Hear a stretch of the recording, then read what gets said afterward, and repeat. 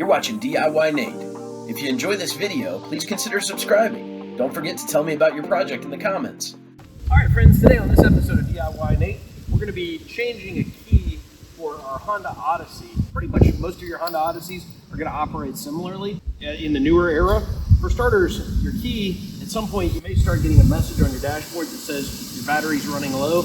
I wouldn't ignore that message because you might run into an issue where you truly get locked out of your car. If that happens, there is a little switch on the back of your car key fob that if you push that switch over, you can release the key that opens the exterior. A lot of cars have this day and age to prevent a lockout, so if you need to, you can basically just turn it and you can unlock your door that way. That'll get you into the car, but it won't start your car. Being push start, you have a better shot at getting it to work if you are able to get in your car, but it still may not work when your battery is dead, so you don't want to leave that to chance.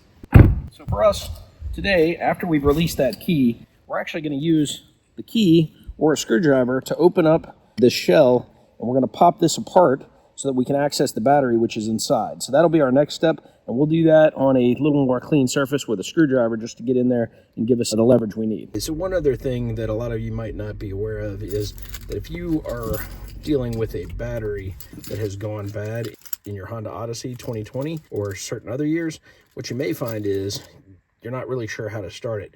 So put your foot on the brake and you're going to go ahead and click start. And what it's going to do, it's going to tell you, hey, you actually need to start. Hold the remote near the start button. And so then you're going to put your remote right here and then you're going to push, and that'll get you out of your jam even if your battery is dead or it says low battery. So in my case, it says keyless remote battery low, and I need to replace this battery. So we're going to be doing that, but that is how you can get yourself out of the jam. You can also, to access your car, that's what this little switch is, and it'll pull open that key for you. So that's also another option for you right there. You can use that to unlock your doors. So those are two of the features if you get stuck in a jam, but you will need to replace your battery, and we'll walk through that in just a second here. For starters, we will take the key out here, and now you got access to this part, and the battery you're going to open from the top, this side that has the little switch on it. We're going to use a coin. It recommends using a coin and maybe wrapping it in a cloth. So we're going to try that following the instructions. Hopefully I'll include a shot of that so you can actually see what I'm doing here. But we're going to put that penny in there and see if we can separate this. There we go. Pops open. You want to be careful. It does say be careful with the buttons not to cause a problem. And then we are a CR2032 is the battery and the replacement. It is positive side up, so we know that's what it's going to be looking like. And we're going to see if we can get in there without causing any trouble. Okay, so we've got a screwdriver here now to get in there and pop this battery out. There's probably other ways you could do it, but I believe I'll be able to get in there and pop that battery out. So there's the circuit board. You want to be careful with that. And it is a CR2032. That is the battery that I'm going to be replacing. So I'll pop out a CR2032 battery. I will leave a link in the video description for anybody who might need their own replacement batteries. Popping my battery out there, CR2032. New battery is good to go. I'm just going to take that, slide it in the grooves if we can. So you're going to slide in to the front side like so. And we're going to go ahead and pop that back together.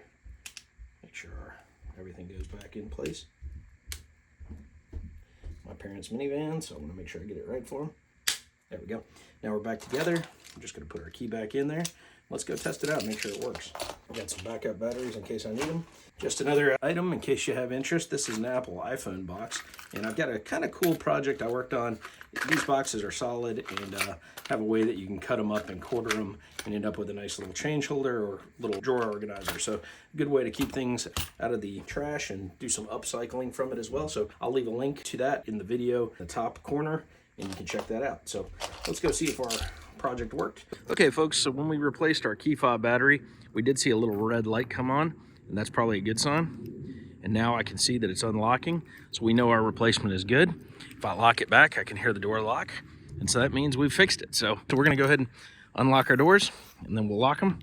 And as you can see, the keys are working, and we can now open our doors. There we go, without having to mess with it. So good news, we have fixed our key problem and we are good to go. You've been watching DIYNate. Don't forget to like, comment, and subscribe. Have a great day.